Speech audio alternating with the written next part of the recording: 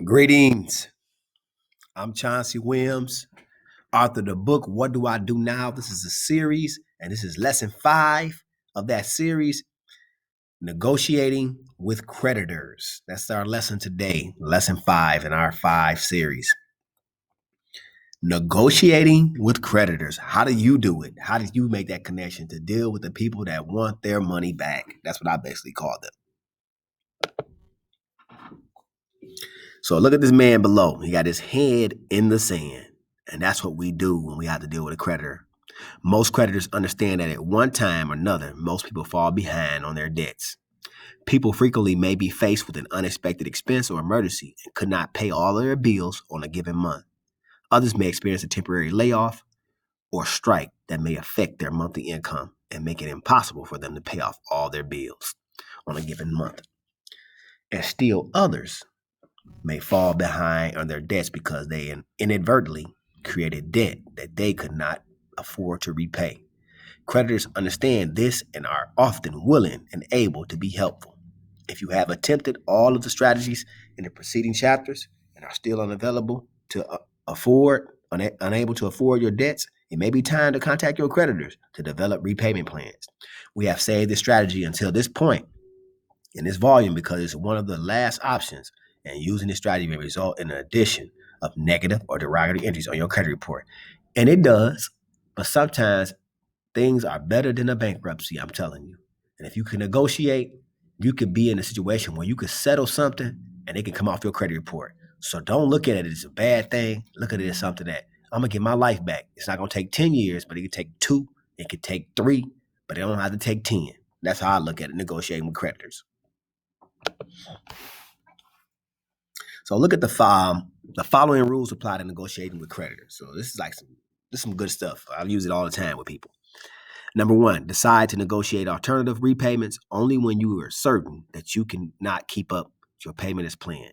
When you go in, you got to agree to something that you can pay for. If you can't pay for what's going on right now, a lot of times people they do this word, they procrastinate, and they see help is out there, and they wait, they pay, then all the debt become a juggling act for them, and they just struggle. 2, try and connect with your creditors before they call you. You want to call them before they call you when you have a problem, and you want to reach them and make sure that you deal with them first so you can get in the terms that you expect that you can pay. 3, don't be embarrassed or ashamed of your situation. Remember, unlike many debtors, you are contacting them to do something about the situation. You're not the person that's hiding. Like a lot of times when we talked on previous lessons, when you pick that phone up, just Sally there, Chauncey there, he gone, can I take a message? Well, this is the 30th message we left for Chauncey, tell him this is such and such credit card company. 4, take accurate notes and record the names of people you spoke to along with the dates and times on your phone calls. It's always good to keep a notebook or a log by your answer machine or in your car. This is what I tell people all the time. Try to speak to supervisors when possible, because when you're trying to negotiate something, a lot of times the people that's on a regular line, they just there to say, we're a debt collector, we're collecting a debt. Do you know that? And then some of the, I wouldn't call them tricks of the trade, but some of the things you could do, the person on a regular phone line won't do. You won't need a manager or a supervisor to help you. Number 7, don't be afraid of asking for help. Always do that. If you know somebody else that did something, if you see somebody that's trustworthy, and you like, you help this person. I was waiting, but I ain't want nobody to, I thought I could do them all. I thought I was going to go away. That's not working. Number 8, be prepared to negotiate. Decide what you are able to afford monthly and negotiate up to that monthly payment. Remember, you will only be creating more problems for yourself if you agree to pay an agreement that is beyond your abilities. Number 9, confirm all agreement to the creditor before ending the phone conversation. Number 10, let the creditor know that you will be following up the conversation with a letter summarizing your agreements. Then end the conversation by thanking the creditor for his or her assistance. I use these 10 steps with everybody. All my clients, I use these 10. And these 10 right here are the foundation to me of helping people get to a situation where they say, I paid for the debt, it's still on my credit report. I help them remove it off their credit report using these 10 steps right here. Because you build a relationship, you build trust, and you build respect through the company that you initially borrowed, signed a contract with, and they know that you on the hook to owe this. and you figure out the way to get them something, they're gonna work with you, and eventually they're gonna take it off your credit report if you do them right. So I'm sharing that with you. This is some good information that everybody needs. What can you expect from negotiations?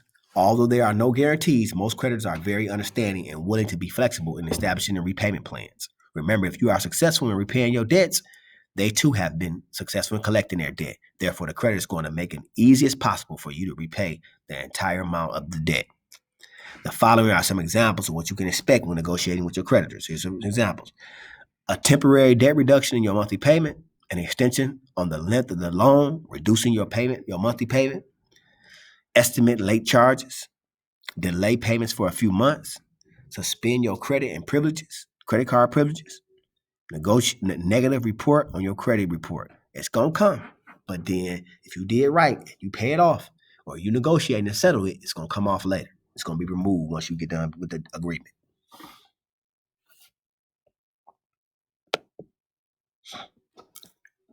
So here's an exercise. This is a quick little lesson. We're going to do true or false. Exercise 5.1, we in lesson 5.